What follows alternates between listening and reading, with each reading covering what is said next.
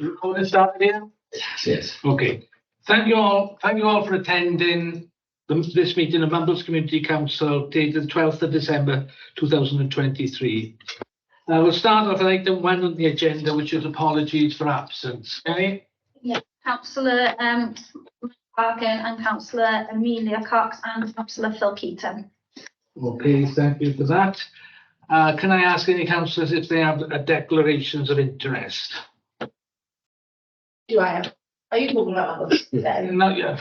Do you think she needs to declare interest? Yeah, probably better to be on the safe side. I do that. Yeah. I have an interest. Because we are, there's an item, well, it's not on the agenda, it's on the report about Mumbles Pier, so just to be on the safe side.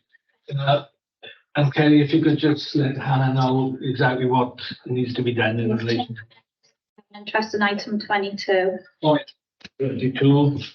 I'll have to the personnel committee. Okay, so then if I move on to item 3, which is public participation, members of the public may make representations, answer questions, and give evidence on any item on the agenda. Is there anybody who wants to say anything in relation to that? Yes, please. Okay, Mr. Eames? So the floor is yours. Thank you, Chair. First of all, wish you all a very Merry Christmas and prosperous New Year.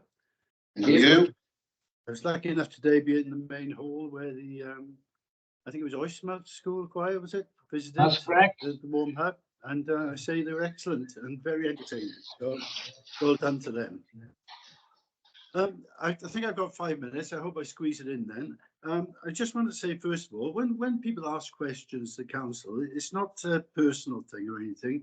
It's just a concern that people have about different things. So I hope it doesn't raise people's hackles all the time because you're questioned. It is part of the job, I think. Agree, maybe some of the questions are unfair. But I'll just go straight on my questions and please answer them at your leisure. Christmas decorations in Mumbles, particularly the main shopping areas. How much do we spend on these a year? And do you think, in the committee's opinion, we should invest more in them for the future of Mumbles in coming years? Sorry, Chair, do you want to answer them or should I just run through them? I got to admit, Mike, I can't really answer questions like that off the top of my head because when you ask me how much we spend on them exactly, I'd have to be very careful and I would need to seek advice from our RFO on relation to that. Case, But what I would say to you, Mike, is I will note your questions and I will make sure that you will get a written reply to the question that you ask. Thank you. Yeah, I'd just like to have some discussion on it in the future. My second bit is about parks and leisure areas and the maintenance of them. I know it's not actually to do with the MCC. It's most of it's cities' problems, but they're just not doing it. And we're left now as a community to go into groups like Team Mumbles to beg them to get maintenance done for us that should be done already. I think MCC should take a leading role in looking after the parks and play areas around our area. The paving in Mumbles, again, I know a city problem. It's perilous. It's not like that in the centre. There's no loose paving in the Kingsway. The arena's lovely pavements and areas to walk with, items to stretch the imagination. Where in Mumbles, we have block drains. I suppose the city would call it a water feature. And raised curbstones. I know it's nothing to do with you, but I really don't think that would be your response. Again, take on board your point, Mike. There's something that we'll bear in mind. Did you want to? Yeah. I would just sort of say, because Will is here for the side of me and he is a city councillor, I'll ask him if he has got anything to say in relation to this. Yeah, I think personally, I think we've made big progress in the last few years. Obviously, I agree that there's still some to be done, but I think we have made progress. Francesco, Angela, myself often, submit the full list of works to be done, and they do get done. There is a little backlog, but we do get through it. With regards to drains, we get drains reported to us regularly. We report them straight away, and they're usually done within a timely manner. Potholes, pretty good as well. When you talk about loose paving, if you talk about the top of Newton Road, it's obviously privately owned. So the council, although they can express, ask the property owners nicely, they can't force them to do it. Obviously, they're liable if someone trips on those stones. We have asked the property owner a number of times. They do continue to ignore it, unfortunately, but those parts of Newton Road are privately owned. So there's not a lot we can do about it apart from keep nagging them. One thing I would like to come in with it as well, Mike, and I'm sure I don't really need to reply to tell you this. Often, despite numerous requests from Mumbles Community Council to the City Council, just because we're a community council doesn't mean that they're going to listen to us. No, I appreciate what you say, but at the same thing, if the residents raise it to you, then it gives you a bit more ammunition to take forward in the future. Sorry, Will, I wasn't saying anything about Team Mumbles. I think you've done a great job. I was saying that maybe that's something that should be done as part of City's work, rather than sort of we pay City to do it, then we getting it done like again twice almost. It seems a bit strange to me, but I'm just glad it's being done. But even today, the block drains down in the front there at the end of Newton Road. There's just water cascades straight across the road. I mean, it's something that should be done regularly, but that's another thing. Go on, Mike, sorry. I'll go on to my last thing, really. It's memorial benches that were on the prom. I have got some pictures of them if you want to see them, but they're around the back of the car park there, just rotting and rusting away. It's quite poignant, some of the messages on them from loved ones, and I think it's such a shame that they left there in that state, not even covered up or anything. If I remember, we paid over £1,000 each for some of these benches. I think there's about 18 or 20 of them there, and they're just rotting away. It seems crazy to me. I mean, it's public money that's just being wasted. The last Again, one, sorry. Go on.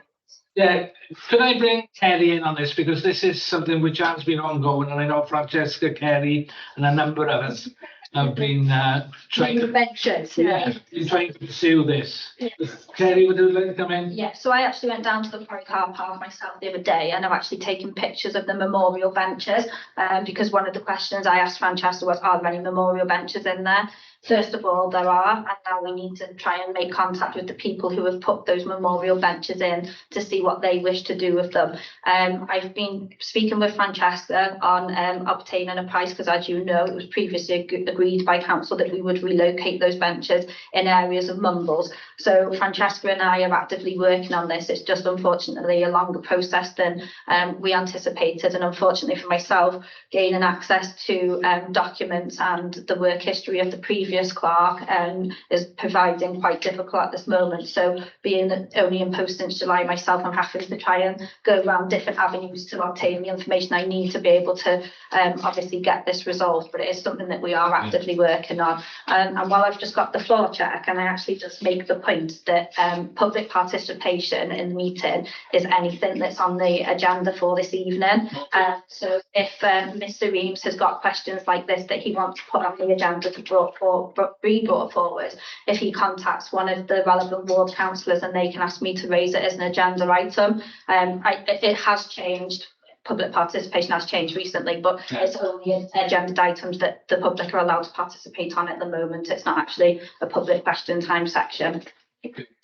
Mike, do you want to just ask your last bit of your question? No, I would. I mean, is a flood defence scheme on the agenda? No.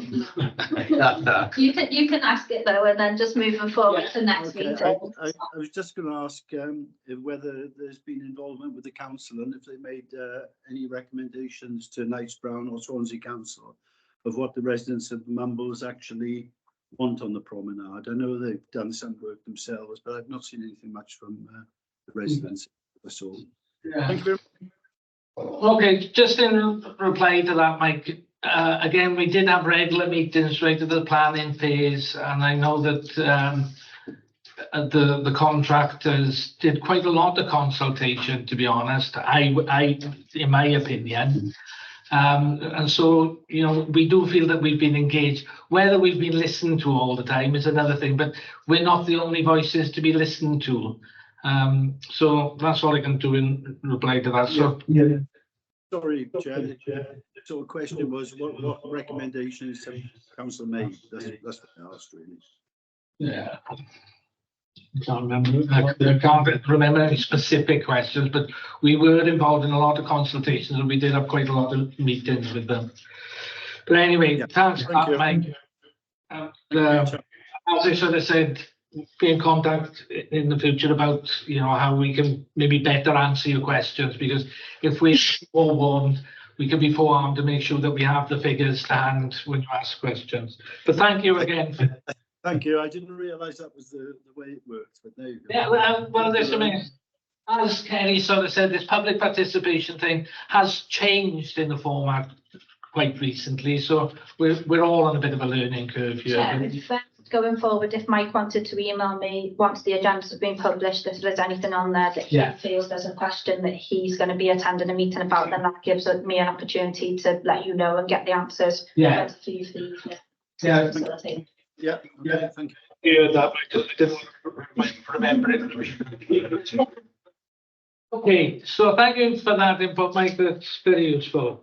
So if I move on to point 4 of the agenda, to approve the minutes of the full council meeting end of the 14th of November, you will find these in your conference, in your meeting pack. So if I go on to page 1, if you could just peruse those, see if there's anything that you want to take issue with. Page 2. Council reports, footpath Underhill Park. Page 3, Underhill Park grant, remuneration policy. Page 4, environment, grant applications. Questions to chairs. Page 5.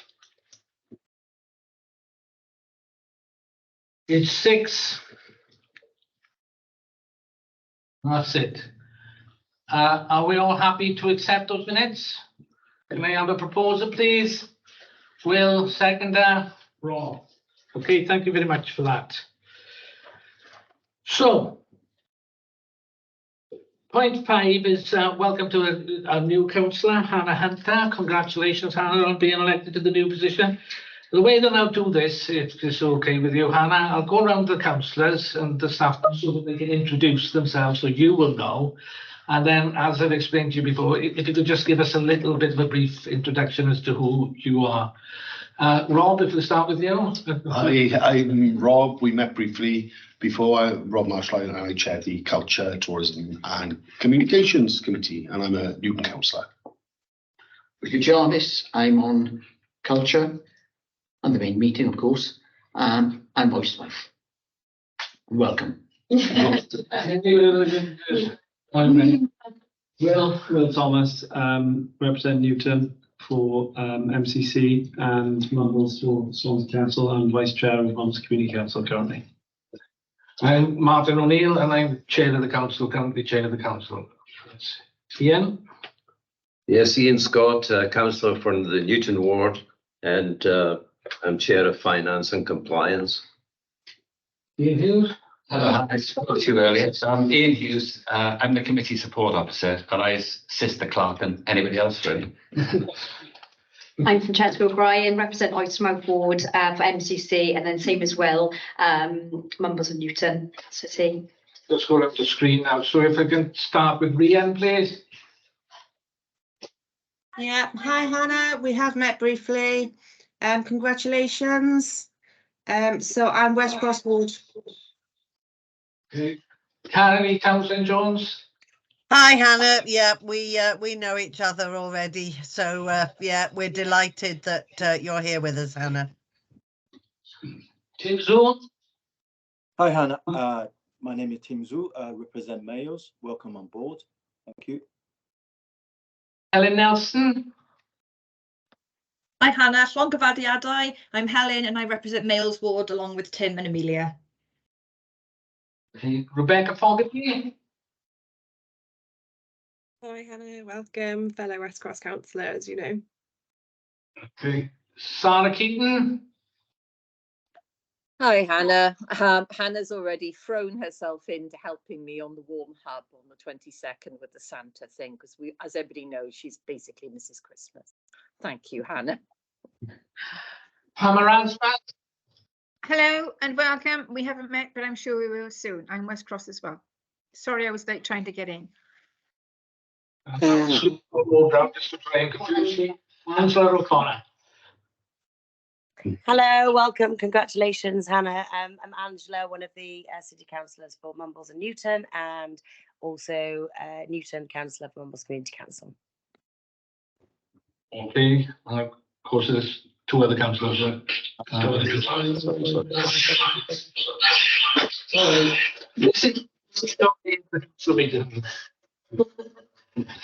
Is that everyone? Yeah. I'm Hannah, as you all know. I've lived in West Cross Mumbles nearly my entire life, so I know the area pretty well. I work here, my children go to school here. And just for maybe it was about time I started helping out a bit more, so here I am. Don't know what I'm doing really, so let me know if I'm doing it wrong. Okay. You're very welcome. Thank you for joining us. Thank you. Okay, thank you for that, Hannah. So if I move on to item 6 now, which is the clerk's report.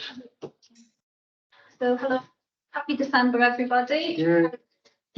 Firstly, I'd like to share with you all that we have successfully been awarded £5,000 in grant funding from Swansea City Council, £3,000 for the warm spaces and £2,000 for the holiday food fund.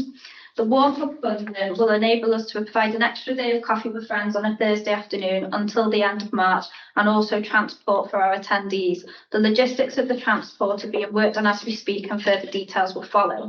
The funding will also enable activities to continue in West Cross Hub, and if you are interested in volunteering or know any of your family or friends who are interested in volunteering, please let me know. The only other thing I have to bring up for you this evening is that One Voice Wales have relaunched their national awards, and I've identified 4 awards that I'd like to enter the council for. The first one is Best Environmental Project for Newton Nature Reserve. The next one is Best Community Engagement Project, and I'd like to put forward Mumbles Skate Park and the Underhill Project. The next one is Best Heritage Initiative, and I'd like to put forward Story of Mumbles. And the last one is the Best Community Initiative, including cost of living actions, and I'd like to put forward Coffee with Friends and the West Cross Warm Hub up for those. You told me most handsome councillor you're going to put. So if councillor are happy for me to take those nominations. Yeah. Thank you, and happy Christmas to everybody. Happy Christmas. If they're all happy with that, yes, thank you for that, and excellent news, to be honest, and the awards seem like it was really exciting as well. So if we move on to item 7, which is my report, the Chair's report. In the first part of this report, I feel that as a council, we need to apologise for the poor handling of our online attendance at our full council in November. I know that a number of people were left frustrated in their attempts to attend the meeting remotely when the link that was provided by us failed to work. That said, I would like to assure everyone that this mistake was exactly that, rather than any sort of conspiracy. And as such, with any mistake, it is normally more productive to use it as a learning experience rather than to see it as a time to apportion blame. We will try harder to ensure that our online accessibility is better in order to contribute to the transparency of MCC business. And to be honest, we have got an item of this later on, item 9 of the agenda. I would also like to use this opportunity of my chair's report to provide council and everybody else for that matter, an update of the situation between the pier owners and the RNLI, which was discussed at our meeting in July. As a result of that meeting, I have contacted both parties to seek an update on the current situation, where the RNLI are unable to use the lifeboat station as repairs are needed to the pier. I have now heard back from both parties, and to summarise, Both groups are working towards a resolution, but ultimately it cannot be fully resolved until all the resources are in place to carry out the repairs, but unfortunately at this moment they are not. I have been assured that as soon as there is any significant development, the relevant parties will be making public statements to ensure all relevant stakeholders are kept informed. As we near the end of the year and it's the season of goodwill to all, I think it is an appropriate time to reflect on some of the achievements of MCC to date. It is wonderful to see the completion of the skate park and it being so well used, particularly in the warmer months. Already, I'm sure most would agree it has become a real asset of the community, which is enjoyed by residents and visitors alike. The refurbishment of the facilities in Underhill Park, together with the all-weather pitch and hub, is a concrete example of how a community council, by working in partnership with a community-based organisation such as Mumbles Community Association, can help deliver an impressive community facility such as we see today in Underhill Park. And based on these flagship successes that we have had, we are now considering developments at the Ostrom Centre. These major developments, of course, go on the day-to-day stuff that we are involved in, such as the warm hubs, the quiz nights, family fun days, and coffee with friends, and Mumbles Fest, and many other things that go on throughout the year. So all in all, I believe a festive pat on the back is in order for all our councillors, our staff, our volunteers, and all our project partners, and for what they have and for what they continue to deliver for our community. So happy Christmas for everybody. Christmas party. Thank you.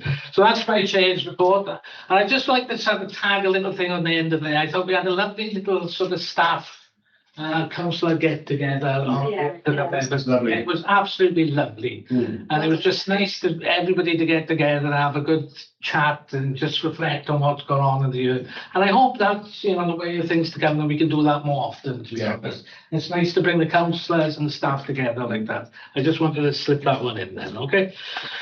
So if we move on to number 8. Report for November. Helen. Are you doing that? I'm doing, yeah, Paul's unfortunately able to attend this evening. So you've all had the financial report that was circulated to you with the agenda. Yeah, so there's all the payments that have been made for November there through the bank and by our credit cards as well. The income we've received on the bank balances as of the 5th of December, and then also attached is a budget monitoring report to the end of October. I am happy to take any questions from any members if they've got any.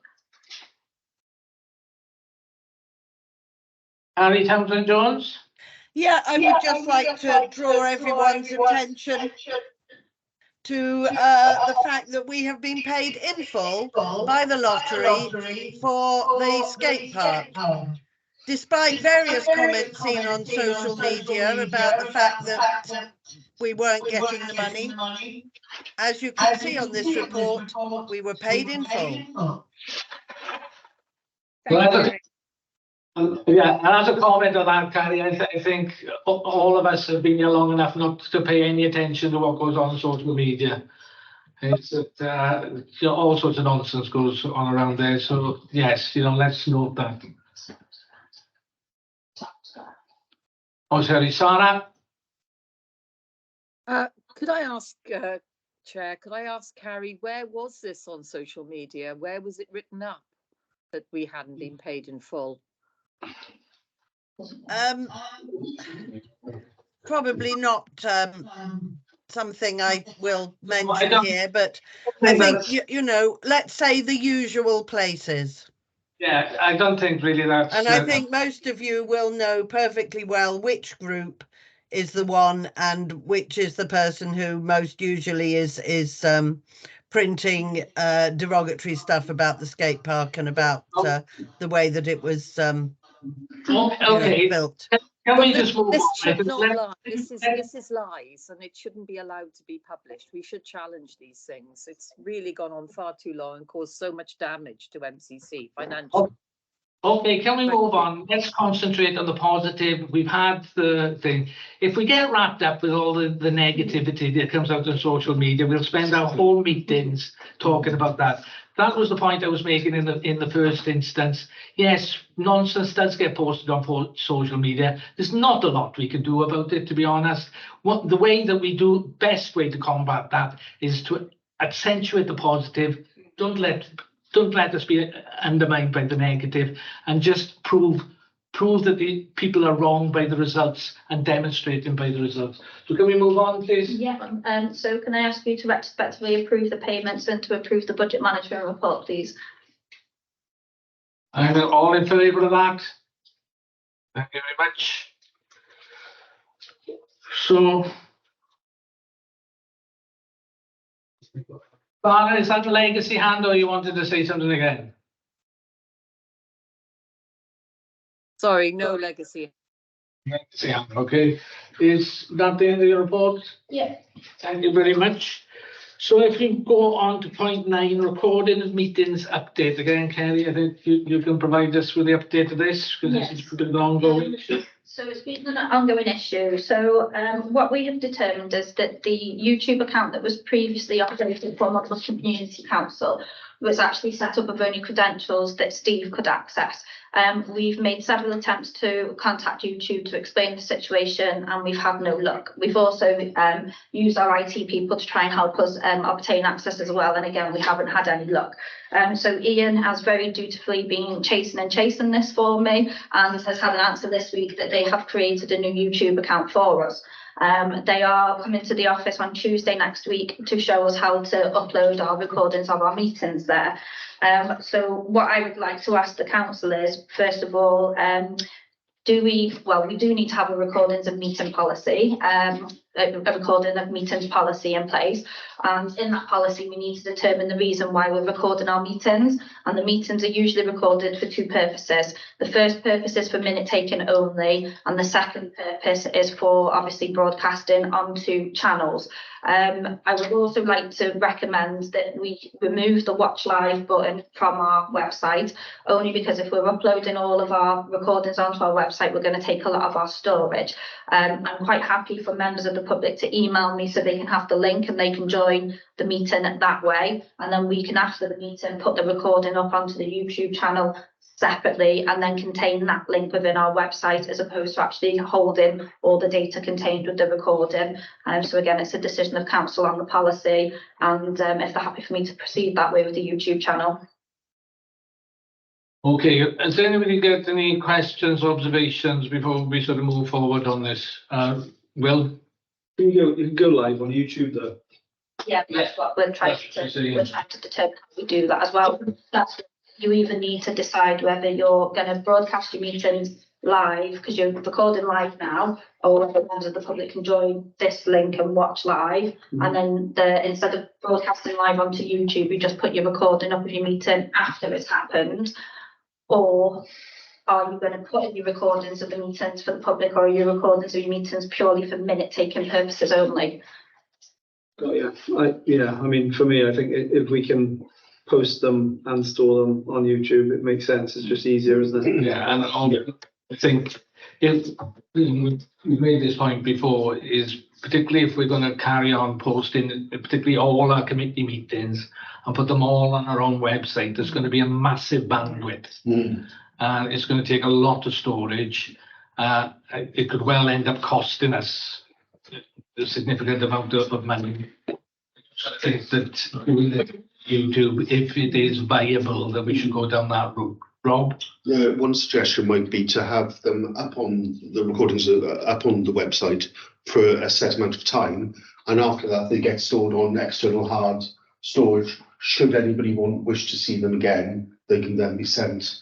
If you're posting them to YouTube, though, they'll be there indefinitely, as long as we're sure that there's more than one person that's got access to the YouTube channel. So at the moment, we've asked that myself, Ian, Paul, Claire and Lydia have access to it.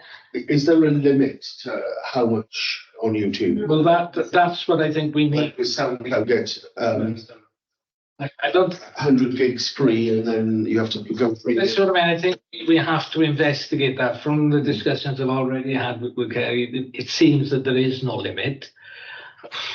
You know, I'm not 100% sure on that, but you know, this is something we probably need to investigate. But I do sort of think, you know, let's be honest, we only started doing recordings of meetings right at the beginning of COVID. Putting them as an archive. So again, it's all a bit of a learning curve. We've hit a bit of a glitch with what's happened with Steve passing away and losing the password. But you know, as I sort of said, I think we need to give a facility where members of the public who can't make it to the meeting for whatever reason, you know, mobility issues or what have you, can get access live to the meeting. But at the same time, I think that we need to bear in mind that we don't want to fill our website up with loads of bandwidth of storing meetings, which, let's be honest, the vast majority of people aren't going to be looking. You know, when it comes to the Culture Committee from October, you know, 18 months ago, how many people are going to really be wanting that? A few times. Yeah.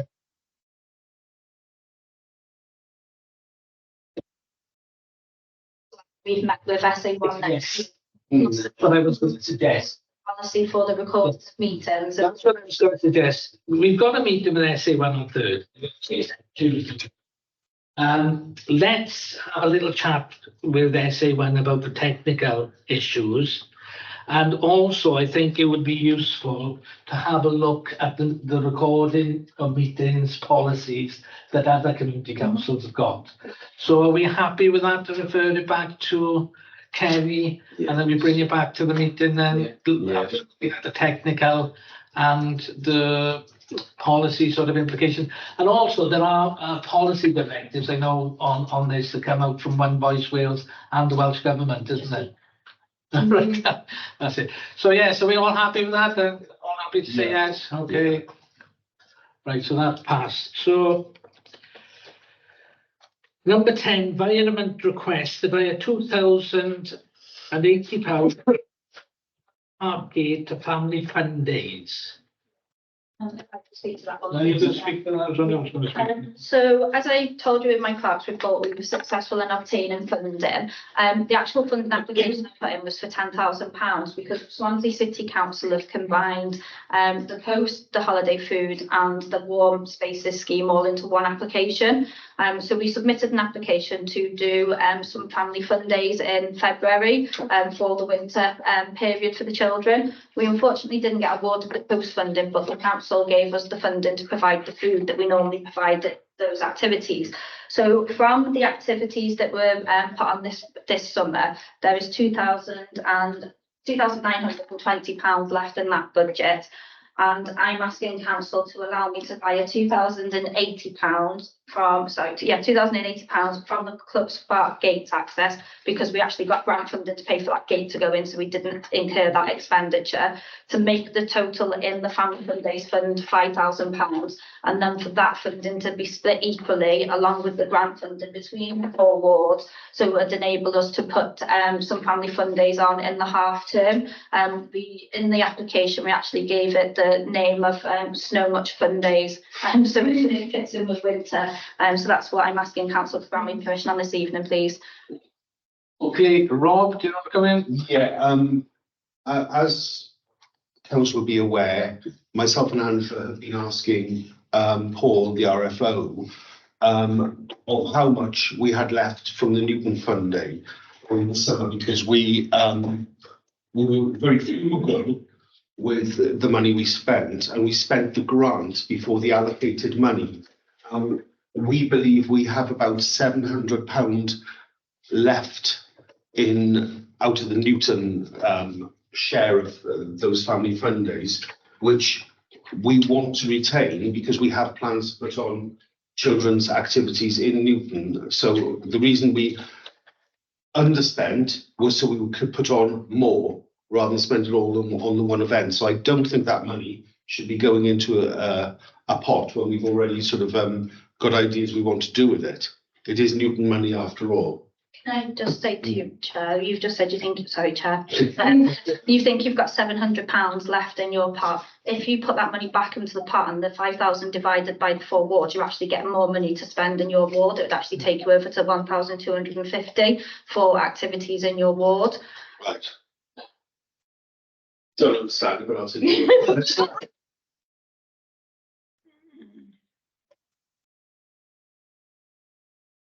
Yeah, I think the family fund days are absolutely fantastic. They're great use of taxpayer money. People, often say to me how good they are. It's not hard to find a cheap day out these days, and obviously it's a free day out for a lot of people who can't afford it, so it's fantastic.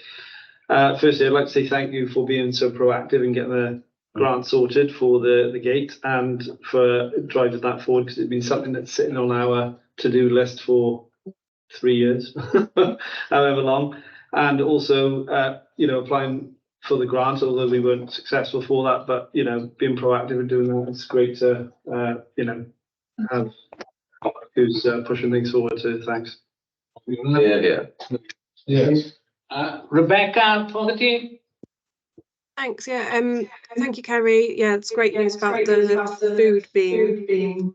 I'm getting an echo. I don't know whether there's somebody in the room who's got their like laptop sound on or something, because a couple of us, I think me and Carrie, are creating an echo. Anyway, it was just to ask about the food grant that's been secured. So obviously that will vastly reduce the cost of putting our day on. So I just wanted to check how much we've been successful in securing for the food, and whether we're likely to need any of what's being vied for food, or whether actually it's going to cover it, because that would be amazing.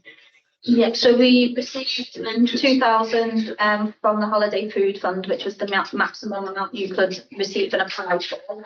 So we applied for the maximum of everything, and we got everything apart from the coast. The feedback we had from that is that they had quite a lot of applicants who only applied for the coast funding and didn't apply for it. No, you're on mute now, so now we can't hear you at all. That wasn't the solution. Sorry, Ian. Thank you for trying. Sorry, Ian. I think what Helen was saying, that if members who are online can put themselves on mute, that might eliminate the effort that Becca was getting. Is everybody on mute who's online? Is that better?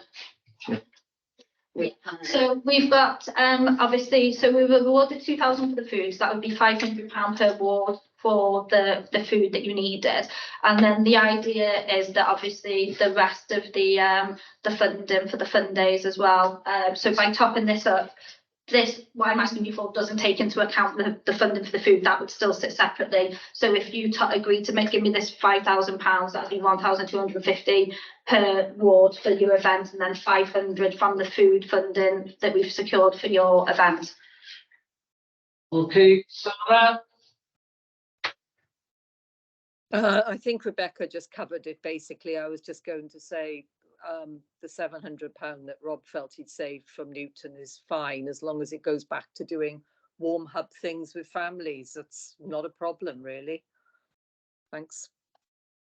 Okay. Anybody else got anything to say? If not, can I move it straight to the board?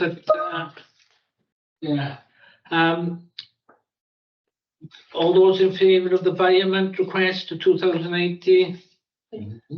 Okay, that's passed. Thank you. Chair, so can I just say one more thing there? So what I'd like to ask next is the councillors that were involved with the fun days that want to be involved this year for February, can you let me know? Because what I'm going to be asking you to do is write me an event brief for what you want to happen, and then that gives Claire something to work towards. So if you can let me know, please. Yeah. Okay, that's great. Thanks a lot. So if we move on to item 11. Consider recommendations for the Environmental Committee report attached. Are you talking to this, Helen? Yeah. Hi all. Nice to see everybody. So people will recall that in the budget last year, we agreed a maximum of £1,000 to be spent on a new event, which would be a gardener's question time event. So this was approved by full council last year. And you'll also recall I sent an email, I think in the summer, with a bit of to all council, and with a bit of a timeline of when our environmental committee events will be taking place through the year. And the gardener's question time event is one of the last ones that we'll be running. So the idea of it is it'll be a similar format to Radio 4 Gardener's Question Time, of which I'm an avid listener, as I'm sure many on this council are as well. You know, there's loads of gardeners and growers in Mumbles, and many councillors are fantastic gardeners and growers. So the idea is that we're going to have this Gardener's Question Time event, and we're hoping it'll be held in Underhill Hub. We've already spoken to people like Tavion, who would be on the panel. We've got some other ideas for people who'd be on the panel. And the Gardener's Question Time event would kick off Mumbles Buzz and Bloom. So Mumbles Buzz and Bloom was previously overseen by the Culture Committee, and I think last year, or towards the end of last year, the Environmental Committee were approached to take it on. So we've kind of branded it Buzz and Bloom to reflect the sort of the movement around wildflower pollinator friendly gardening. And Lydia's developed a plan for how we would take this forward in the summer, with categories of best business, best garden, etc., etc. So we'll send you all an email just outlining the plans. But what you've got in front of you is just the recommendation for spend up to a maximum of £1,000, which would be on things like venue hire, costs, maybe some light refreshments. And that event would be an informative event in its own right, but would then kick off this summer-long Mumbles Buzz and Bloom that would, just encourage Mumbles to look really vibrant and, promote biodiversity, etc. So that's the plan. And we're really keen to anyone who's not on the environmental committee who'd like to be involved in this project. I was thinking of Ian Scott in particular. There's lots of roles that we've got for people. I'd encourage people to put their hand up and to get in touch. There we go. There's an invitation for you, Ian. Rob, thank you for the invite. To say, I think the idea is fantastic. I think it's a great way to launch things, and also the name Buzz and Bloom, I think is genius. I think this is going to be really good. Well done. Okay. Okay, any other questions, observations? If not, can I just move this straight to the vote? Because I think all those in favour? Yeah, marvellous. Absolutely marvellous. Absolutely. Ian Scott is going to be involved, so Brilliant. Can I just say then that the date of the Gardener's Question Time is the 16th of March.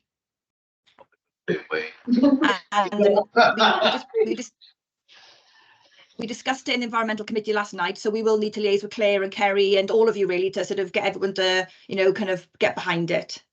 Thank you all. Okay, thank you very much for that, Helen.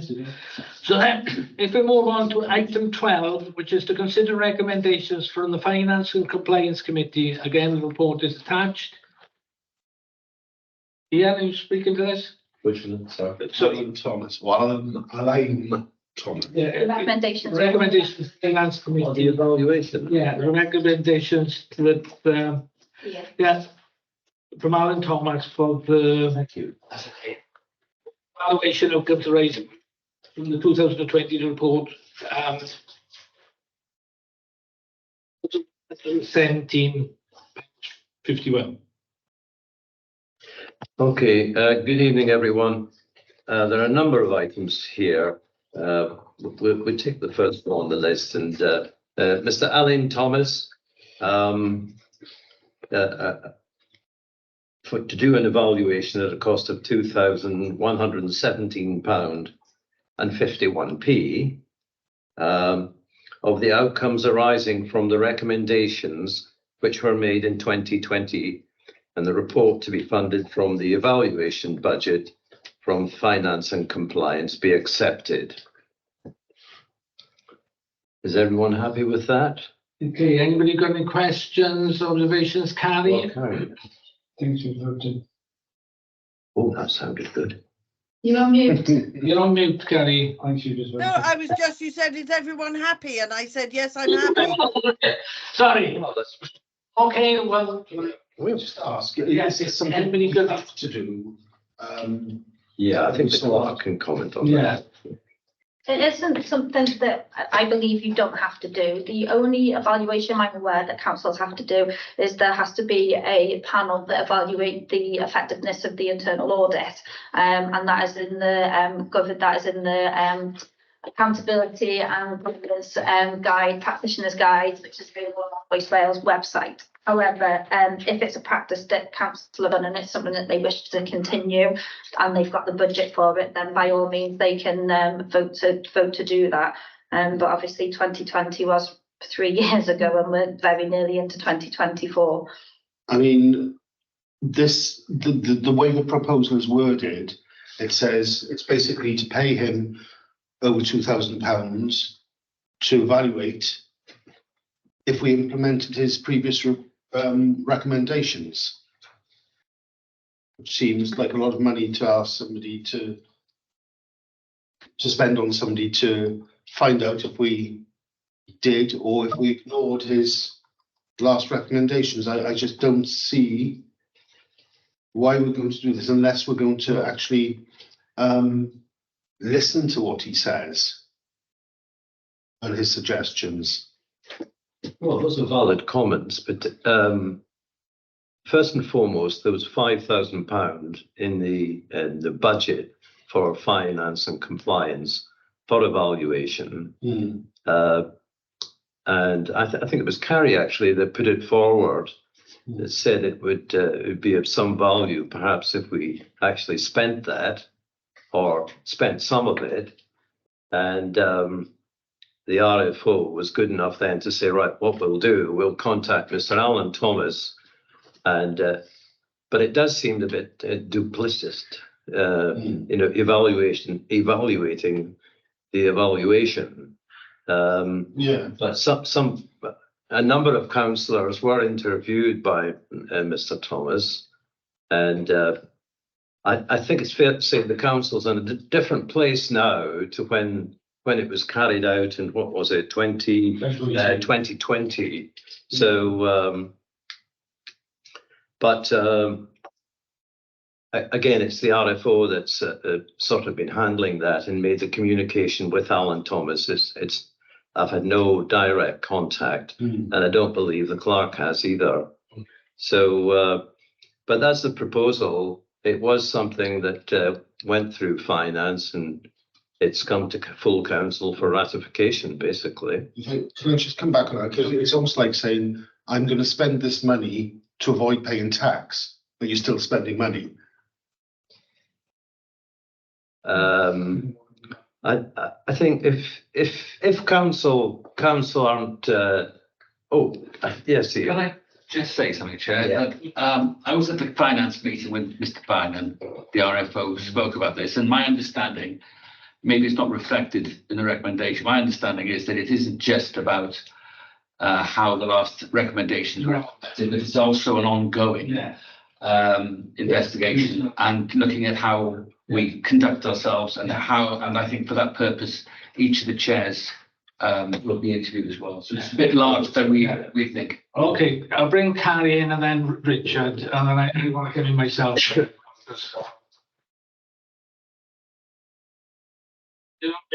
Carrie.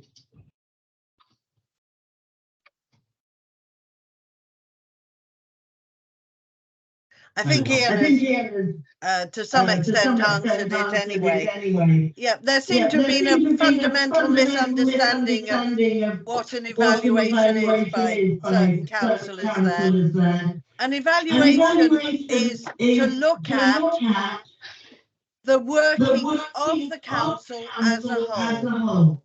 It's been 4 years, nearly 3 years since he put forward his report. That was not an evaluation. That was the starting point. That was the baseline data on which we should have been evaluated every year. Unfortunately, for one reason or another, despite it being raised regularly, no evaluation took place last year or the year before. So this is 3 years on, and it's really important that we as a council actually look at how we are operating, how we are working, where we have made progress, and where there are things that still need to be done. Okay, It's Richard. something we should just do as a matter of course. Any organisation should be looking at how it operates. You know, it's just a fundamental, obvious thing to be doing. Okay, thank you. Richard. Alan Thomas gave his recommendations, and as I recall, every councillor at the time voted for them. Now, as you said a while ago about there's no point paying a lot of money to consultants if you don't listen to them. Yeah. Now, have we really listened to his recommendations? Well, that's what the evaluation. The evaluation, I think, should go ahead because of that. Also, I think what would be worthwhile to inform our thinking long term is for people like Kerry and Ian, new to the council, quickly just look at the recommendations and their opinion as well, because they would look at it from a different angle to us, because they weren't here when the recommendations were made. Sarah? Yeah, hi. Yeah, I think we have to, simply because we've gone down this route. We've paid good money, and it just feels like if we tell us now we haven't finished the whole process. I think we need to find out where we are and what we're doing. We get a lot of taxpayers' money. We spend it. We need to be constantly assessed and looked at and said, right, you did this well, you did that. Are you being efficient? It's as simple as that. I think it's something we just have to do. Yeah, it gets my goat, the money as well, but I think we have to do it. Thanks. I'll just come in on that, moving away from the chair, as they say. I honestly believe this is something we've got to do, is that as any organisation, if we don't do evaluation, people like Audit Wales will be saying to us, well, why aren't you doing evaluation? What evidence have you got that you're being effective? The point that was being made is what Alan came in to do before. Did we listen to the evaluation? I think that will be part of it. But his overall evaluation will be, are we moving forward as an organisation? You know, have we addressed the points, the shortcomings and the things we were doing right last time? Are we doing them? Are we improving? So, and also I would sort of say evaluation as well. You know, I used to work in evaluation in my day job, and evaluation, I always used to say, it's not an event, it's a process. It's an ongoing process. Evaluation almost never stops, to be honest, because you should always be reflecting on, you know, are we hitting our targets? Are we not hitting our targets? If we're not hitting our targets, why are we not hitting our target? And you need somebody from outside to be doing the evaluation. So personally, I think, you know, this is something we definitely got to do. But I would also take on board the point that some people have raised as well, is there's no point in doing an evaluation as an organisation if we don't respond to and listen to what comes out of the evaluation. Again, something I've often said before, you heard me say, you can lead a horse to water, but you can't make them drink. And whatever comes out of the evaluation, I think it's very important. We listen to it and we listen to the evaluation and take note of it and try to use the evidence of that evaluation to make us work better as an organisation. So that's my point. Sarah, is that another legacy hand or?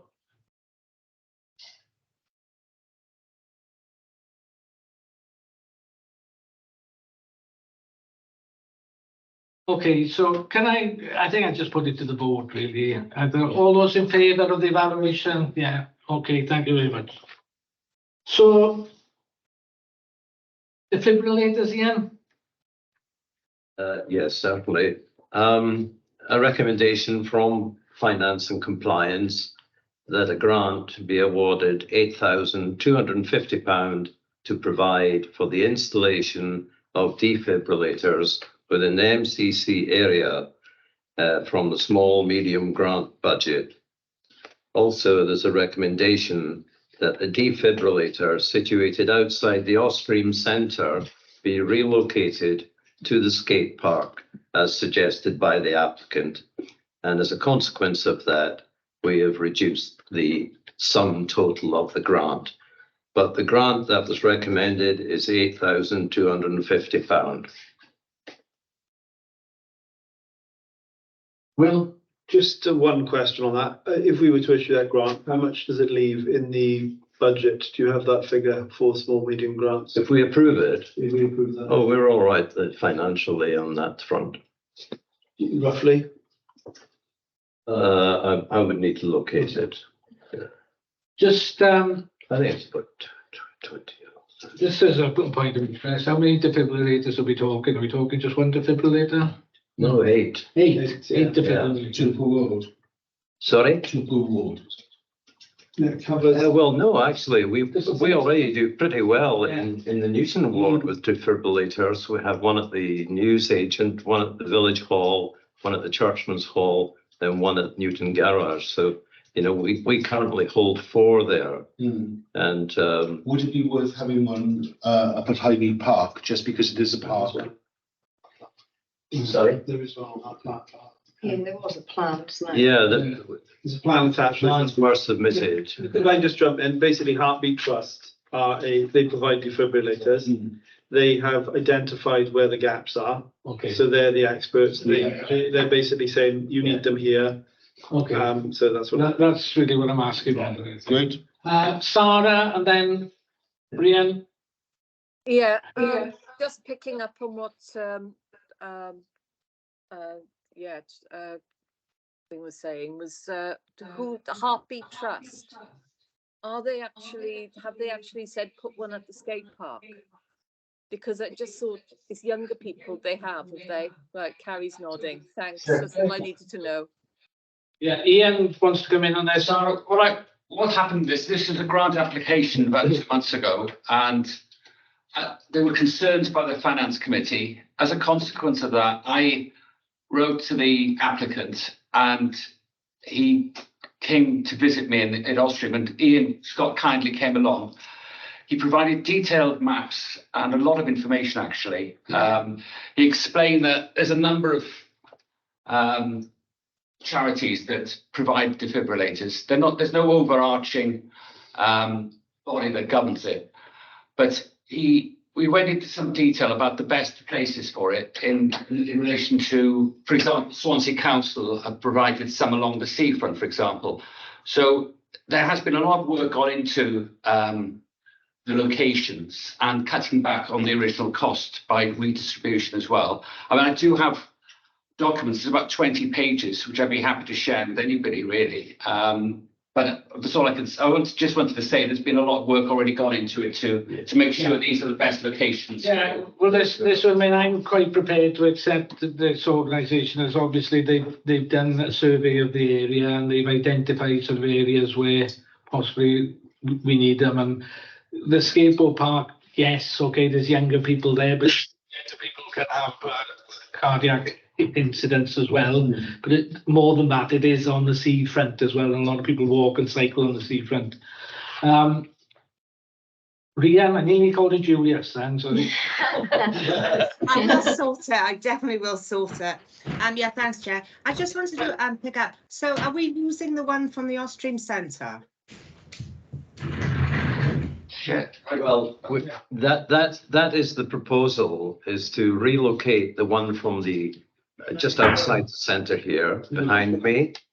And the reason for that is there's one located outside the police station, which is next door to us. So it's not as if we're going to be compromised. You know, there's still. Camera, my microphone are off on this. Does that help? Yeah. Yeah. Sorry. Okay. Thanks, Sorry. Ian. Angela, you want Ian, Sorry, Chair, can I just come in? There's a resident online. online that has their microphone on. Oh, it's off now. And that's the extra noise that we could hear, sorry. Sorry, Sarah. Ian's just answered my question. There is one at the police station. I was just worried that Ostream seemed like a really central place to have one. Well, I got to admit, I was approached about this some time ago, to be honest, by this organisation, specifically about that, because they were saying, well, you know, there's one right next door to each other. Will? Yeah, just the clerk's just given me the information I was asking about. So there's 17,000 in the budget. So if we approved this, there'd be roughly 8,500-ish thousand. Don't quote me on the exact figure, but 8,500 after this, which leaves us up to approve up till March. Can I ask the applicant is? Mr. Gilbert. Mr. Gilbert. Henry. Yeah. Henry, yes.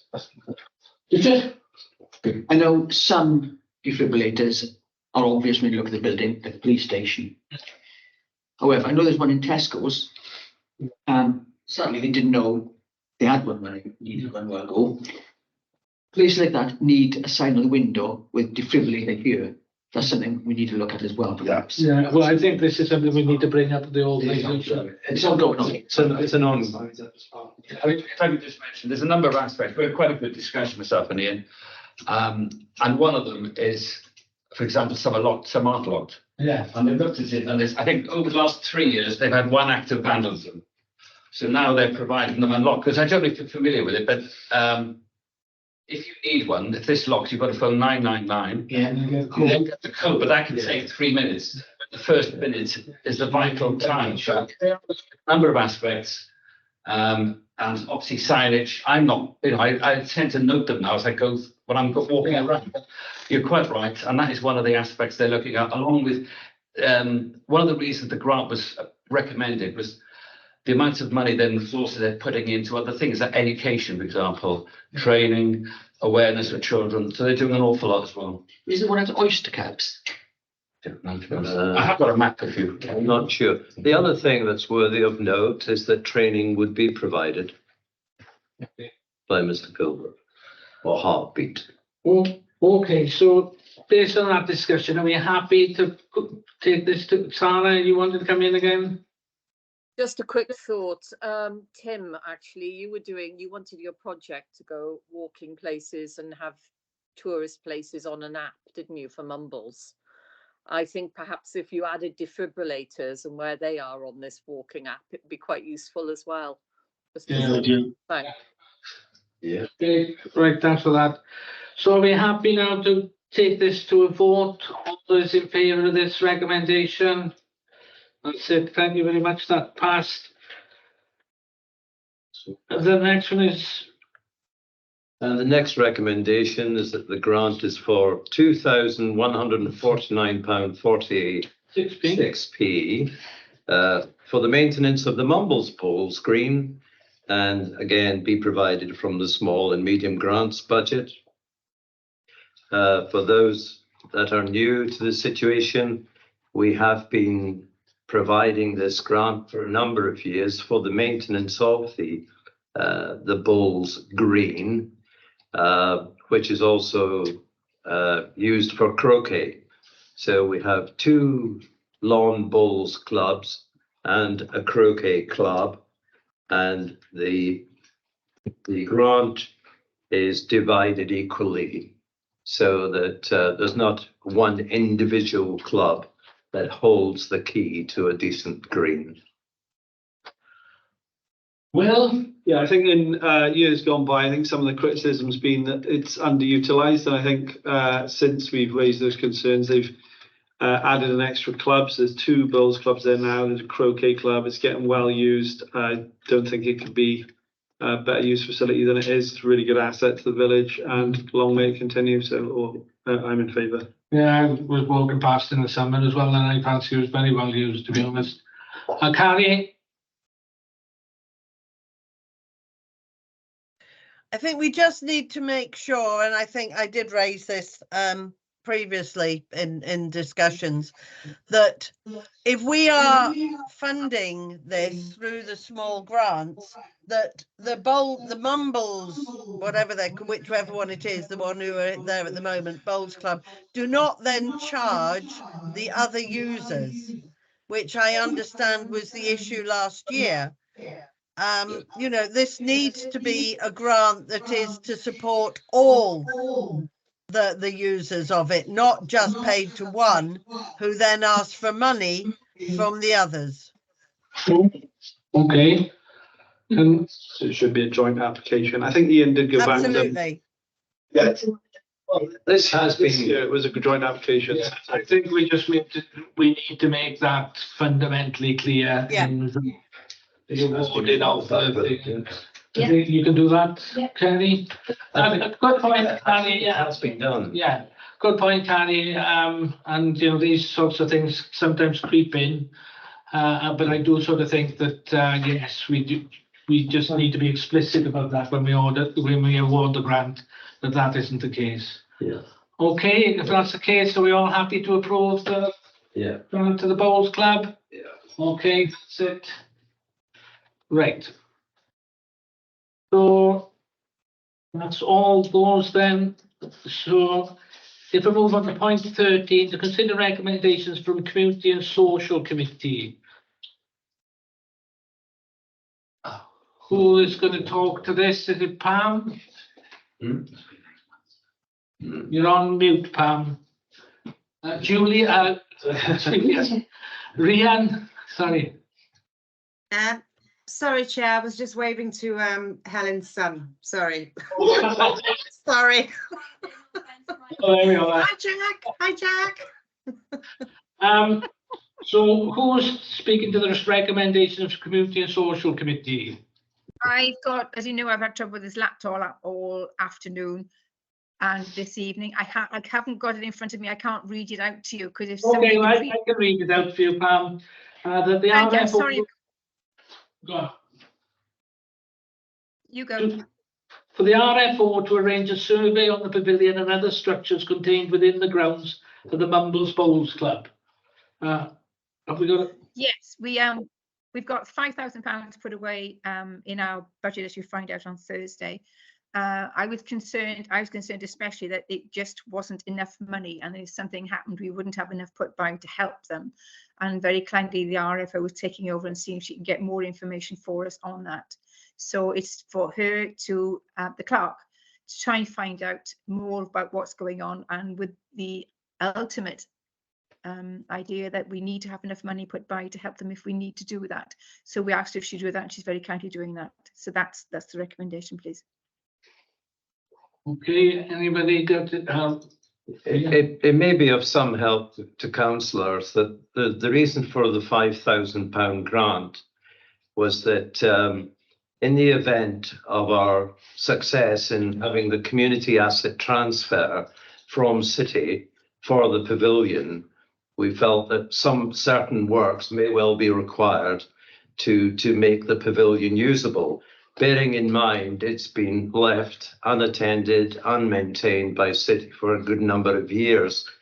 The other thing that's come to light was to have a hatch inspection so that one could get into the roof of the pavilion or have a look inside and see the condition of the timbers in there. So it was felt that perhaps the current £5,000 allocation could well be insufficient.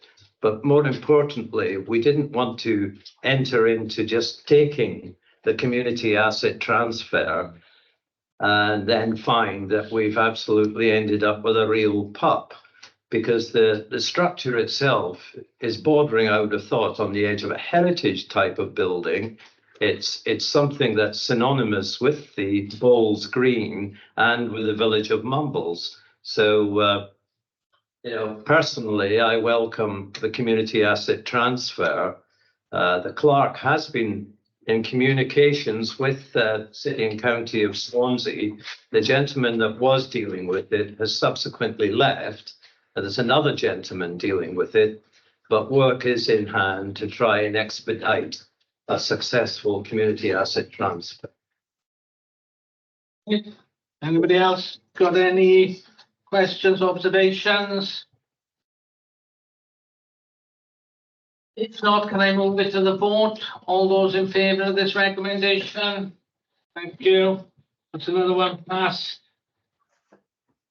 Right, so the next one is to consider recommendations from the Culture, Tourism and Communications Committee. Again, report attached. Rob, are you speaking to this or do you? Yes, it's number 14, isn't it? Yeah. Oh.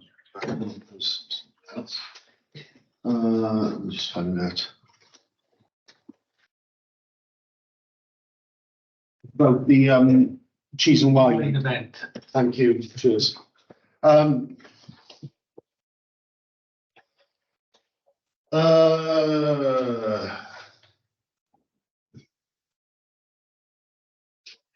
No. No, I'll be giving you. Yeah. That's all right. The spring cheese and wine event. Cheese, spring and wine event. Oh, right, yeah. Basically, to approve a spring cheese and wine event to be held at Osprey Who's it for? for the community. Just generally the community? People buy tickets and come, and it's a good way of showcasing Cheers and Olives and Oils as two local businesses. Should we talk it? For this, Yeah. we didn't have a price. I don't think it's going to cost us anything because we're going to make the money from the ticket sales. Okay. Yeah. I just want a clarification. I'm sure that's right, isn't it, Ian? Yeah, Chair, it's going to be ticketed, so it'll be minimal amounts if anything's required. Okay. Will Thomas then carry Townsend Jones? Right, it sounds great. Yeah. I'd love to go for starters, so I'll be buying a ticket. Excellent.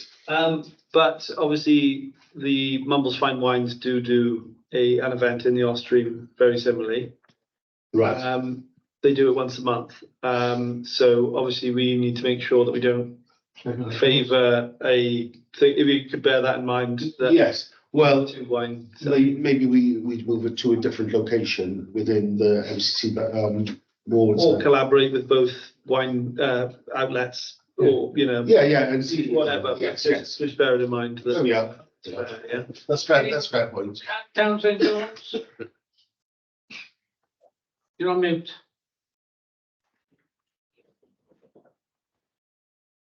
Couple of questions. First of all, there obviously will be a cost because we're going to have to buy,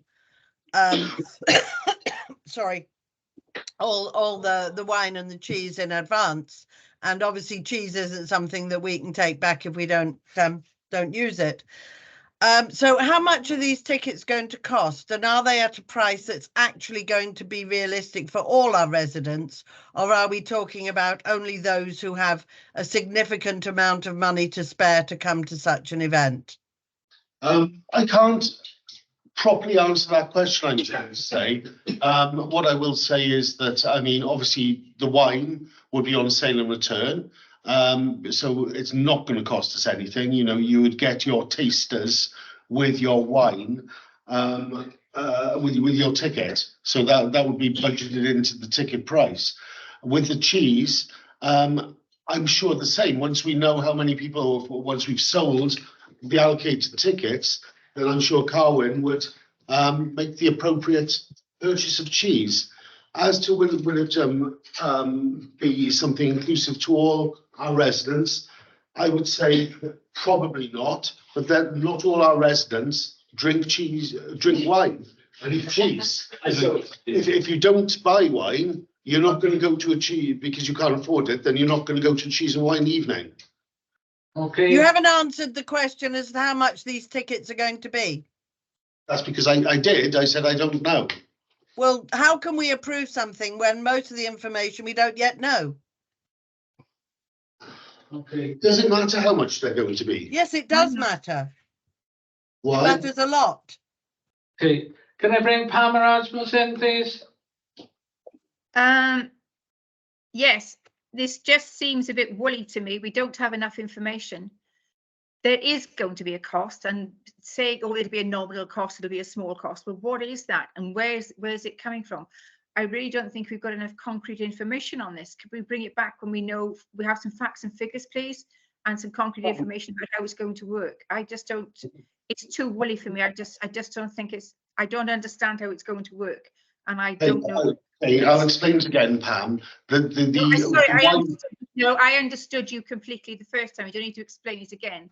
Having heard your explanation, I just don't think there's enough facts here for us to be able to vote on this. Okay, thanks, Pam. Can I suggest as a way of taking this forward, right, that we get in contact with Cheers, we get in contact with Mumbles Fine Wine,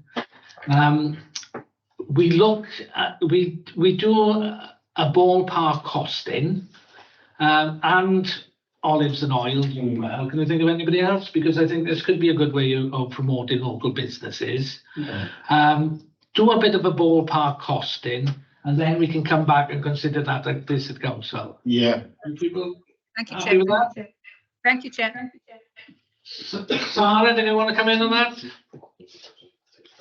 that? Yeah, Chair. I think my concern is there doesn't seem to be any, what's the added value? Because as a community council, we usually step in to, if we are supporting local businesses, businesses that, you know, need a bit of help and support, and that we in turn are doing something for the community. I don't quite know what the community is getting out of it, really. I do think with this, you know, stepping away from the chair role here, I do sort of think that we have got a role as a community council to support and promote local businesses. Yeah. Olives and Oil, Cheers, and Mumbles Fine Wine are real local businesses. You know, it's not as if they're multinationals or even chains. They are local people running small businesses and sort of stuff like that. So I do think something like this would be a good opportunity to promote local businesses. And to be honest, we do a bit with local businesses, but we don't do a lot with local businesses. And I think this would be an opportunity to actually do something with the local businesses. Can I come back a second, Chair, with that? Is that usually we're quite successful in supporting people who are good with that. Somebody like, what's his name, who does the winter fair, the Christmas fair. Yeah, and he's good at that. And he usually comes to us and we give him a little bit of money to support it, and that way we're sort of distanced. That's what I'm saying. We could approach Mumbles Fine Wine, we could approach Olives and Oils, we could approach Cheers, and we could approach Paul as well, because he is chair of Mumbles Traders. Yeah.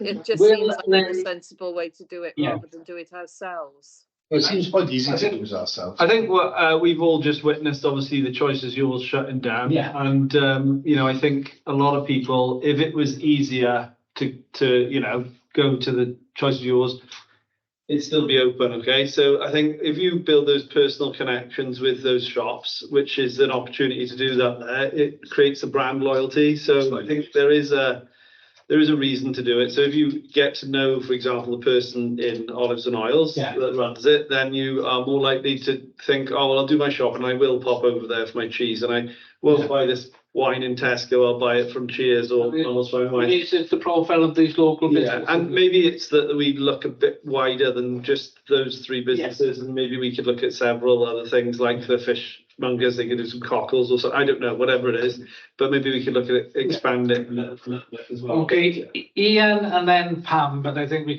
need to move on. I think it's a good idea.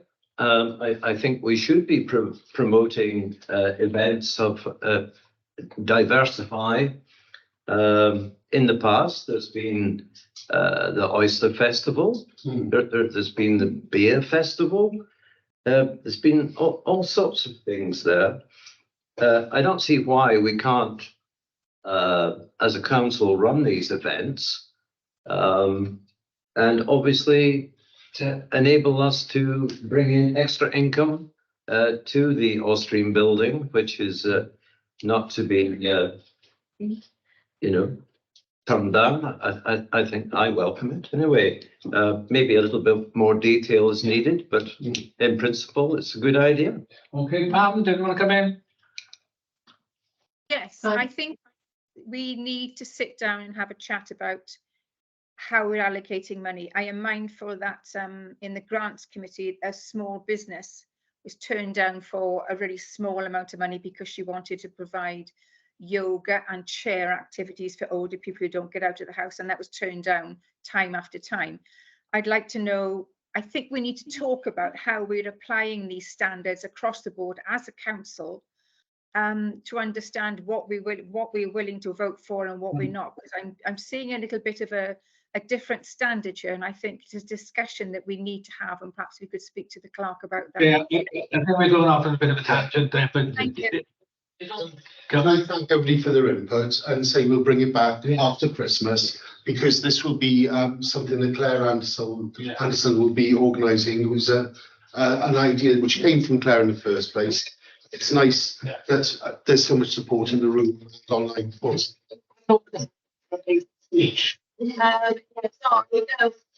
I do actually have an opinion on this, just because I know events quite well.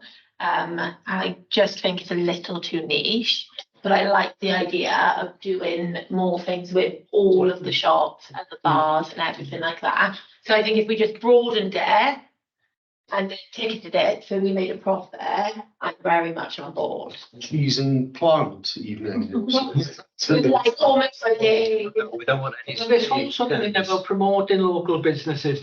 You know, for instance, off a bit of tangent here, but you know, one of the things that I always try to do, and I know a lot of people in this room try to do at Christmas time, is source gifts through local businesses.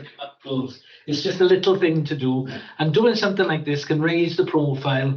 You know, for instance, I know, you know, Mumbles Fine Wine, they've done some wine cases for me, and the level of service you get out of them is fantastic. And you know, cheers as well, to be honest, like, you know.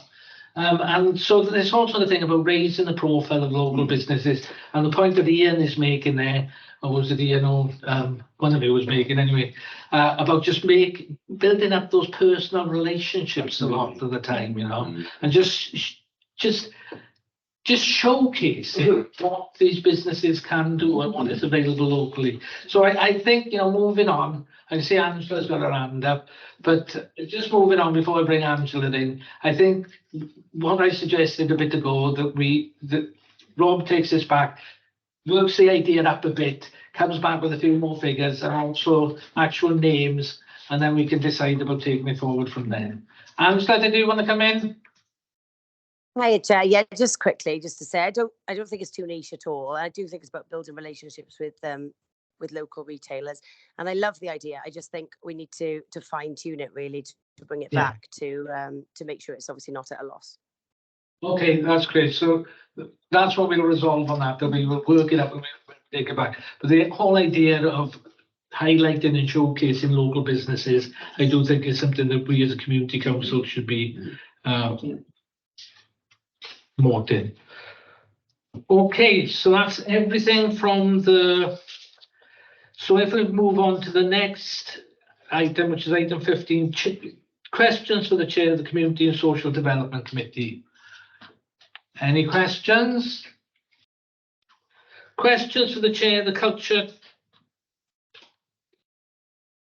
Tourism and Communications Committee. Any questions? No. Questions for the chair of the Environment Committee. Oh, yeah, Pam. I've made a point on one of our WhatsApp groups.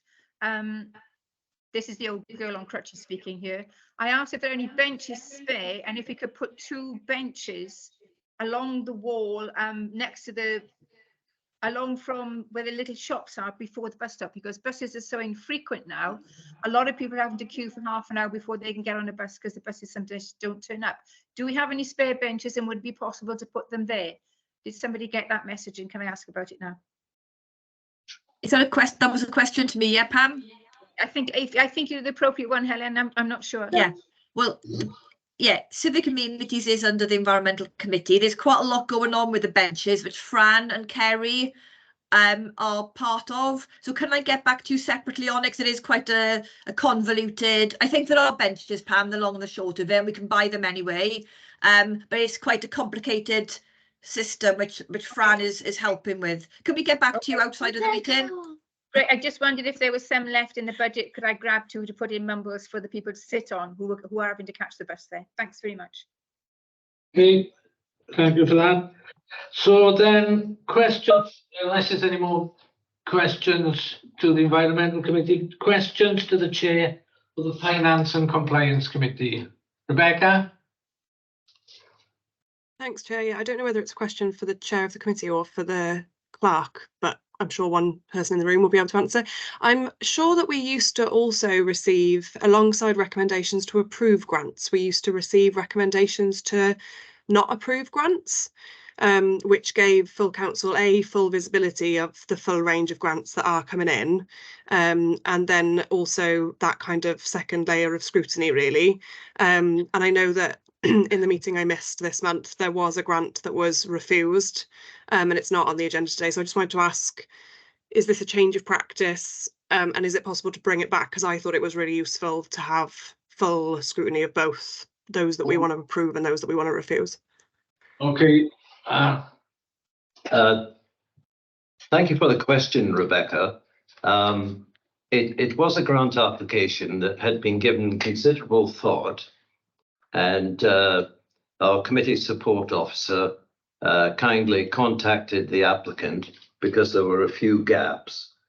But when it came down to the crux of it, you know, without making it too tenuous, what we were concerned about, the grant was for £2,400. Sorry to interrupt you, Ian, but I wasn't asking for a justification on that particular grant. I'm asking about the general procedure of what we do with grants that we refuse. Well, I think the clerk can best answer that, because, but just before, I would suggest that the grant policy is due to be renewed in the new year, and part of what you're asking will certainly form part of that. So, Kerry, do you want to add to it?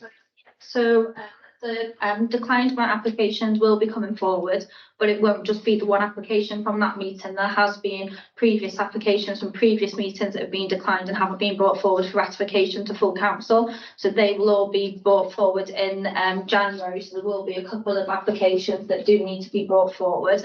However, as Ian's just alluded to, we are conducting a review of the policy at the moment, because one of the things that doesn't particularly sit well with me as your clerk is that you've got grant applications coming in from people, and if you look at our application process, you are asked to provide certain documentation, and some of that documentation is accounts and bank statements, and this particular application that you're referring to didn't provide that information when the grant was being considered in the full council meeting. So again, part of the process for tightening up will be checking that we have all the relevant documentation before these applications even make it to the committee's door, and then obviously we'll make a recommendation on whether you should approve, not approve, and then it's down to the committee to take the officer's recommendation on board. Okay. Thank you. Pam, did you want to come in? Yes, please. I didn't know about this this review, but when I said earlier we need to look more closely as across council how we deal with these kind of things, whether it's grant applications or recommendations, this seems like an ideal opportunity. And if all council members can be told when that's taking place, then other people might want to help with things to put forward to it. One thing I know is that the grant application form is so convoluted. Some people are deliberately not applying for grants because they take one look at the grant form and say, I don't even know where to start with this. So when that review takes place, perhaps we could be told about it, and then we could offer some insight into how it's been dealt with overall. That's great. Thanks very much. Okay, well, that to the January meeting of Finance and Committee and taken a draft review to Finance and Committee along with an updated policy. So if any member wants to attend that Finance Committee to put their views into that, they're more than welcome. I think just generally all in all what Kerry is saying is we need to sort of tighten up on our audit trail process in relation to when grants come in, if they're approved, and if they're not approved, why they're not approved, and if they are approved, why they are approved. And I think everything Kerry is saying there, I think is spot on, to be honest. Like, so okay, moving on. If everybody's happy, which is point 19, office opening hours over Christmas. Is Rian talking to this or? It's not my item, so. Well, sorry, was somebody else speaking then? I was Didn't speaking, mean- yeah, because I know this is something that you've been proposing, that's why I want to give you the opportunity to speak on it if you so wish. Yeah, thanks, Chair. So it's just that I was chatting to Kerry the other day, and she was saying that they have 3 days in between the Christmas period and the New Year's period where they have to come into work or take their own annual leave. And I'm just wondering if, as a council, we can, maybe reconsider them having to come in or take their annual leave. Okay, yeah. Anybody else got any sort of points? Would that not be adding annual leave? We'll be adding annual. So what, remind me how many days annual leave people get on? No, this is something that is at the moment, our policy is under review as well, and that's going to staffing in January, because we've got an issue with some contracts we're issuing at the moment. So at the moment we have a basic of 22 days holiday plus the statutory, but obviously we're not in line with what is in Swansea City Council. Massively not in line, so we need to review the policy, because we also have a 10-year service entitlement in our contract of employment, which again isn't in line with what's in City. Okay, what are the average holiday days in Swansea Council Average. based on full time? So based on full time, Mumbles Community Council is currently 22 days. You said. Yeah, very Because I mean, we should really be reflecting what Swansea. Yeah. Yeah, 25. If you're 5 to 9 years, you get 30 days, and if you're 10 years, you get 34. So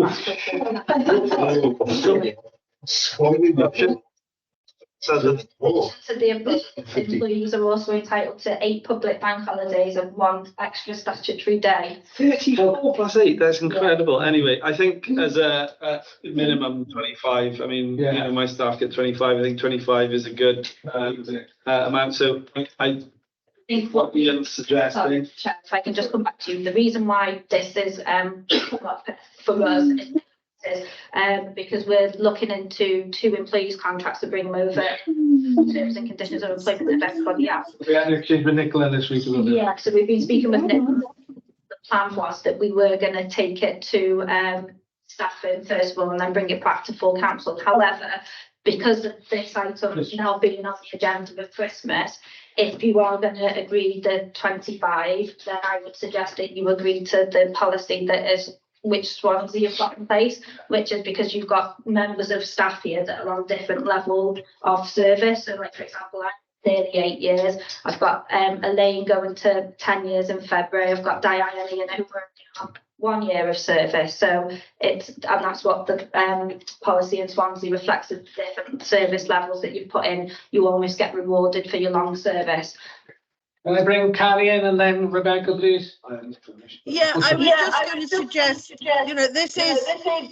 this is, perhaps more complicated than perhaps it appears on the surface because of some of the things Kerry's alluded to.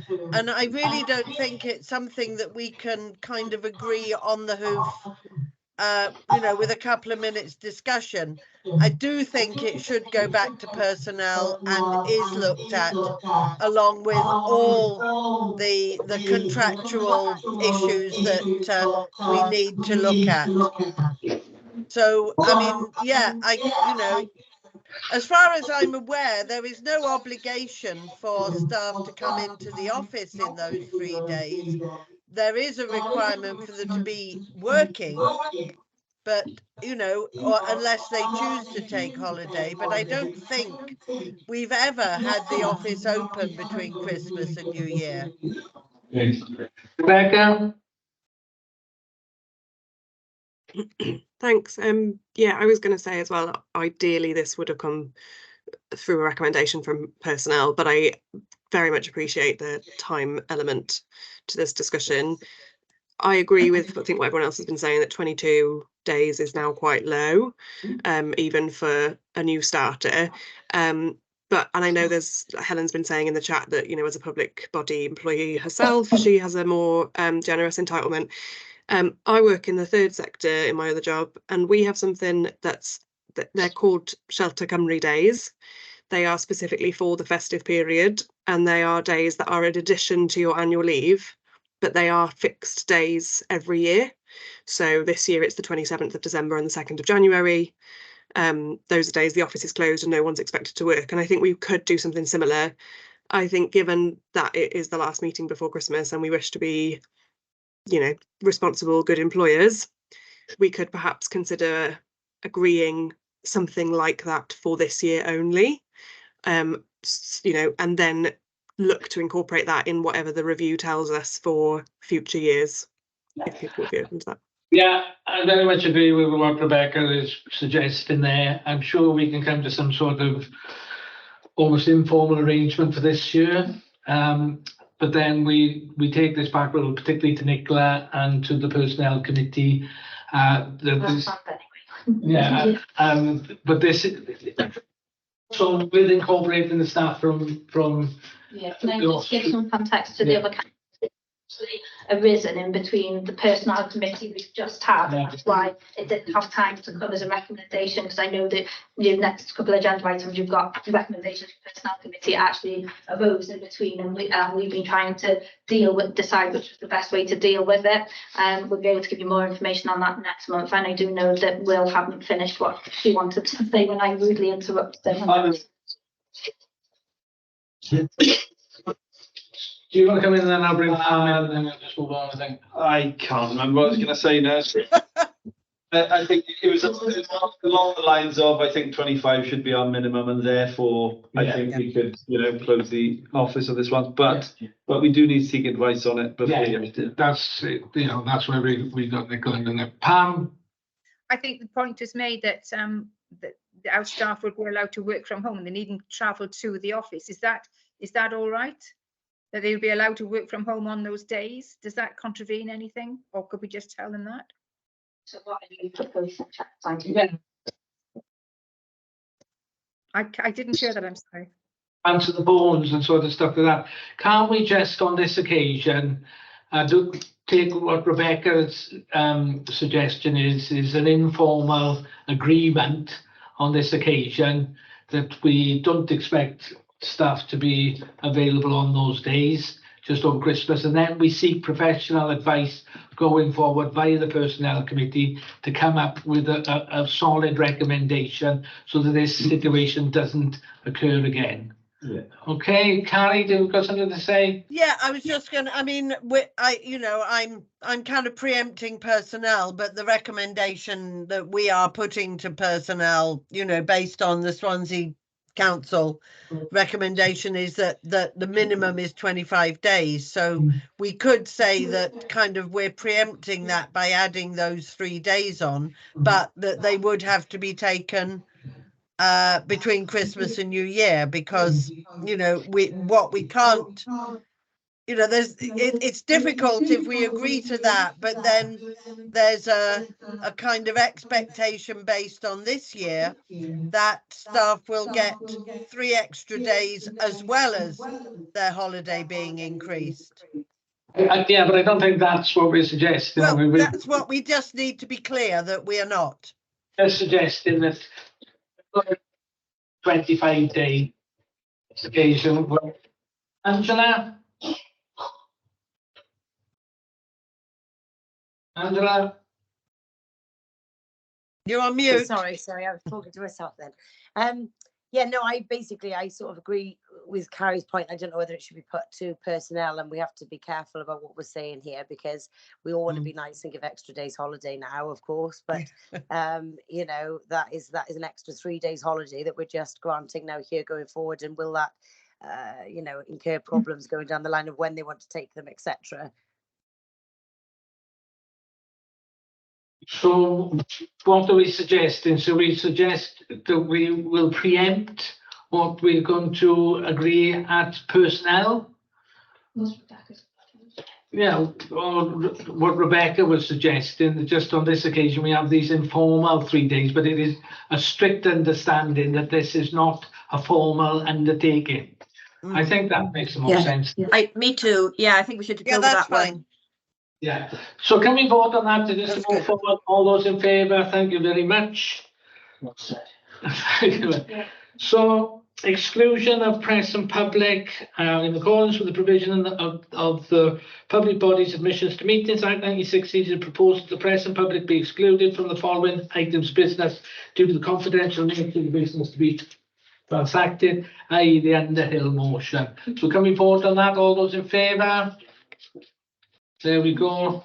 So if I could ask for Mike Eames and somebody who's just called themselves resident to leave the meeting, please. Yeah, can you stop the recording here?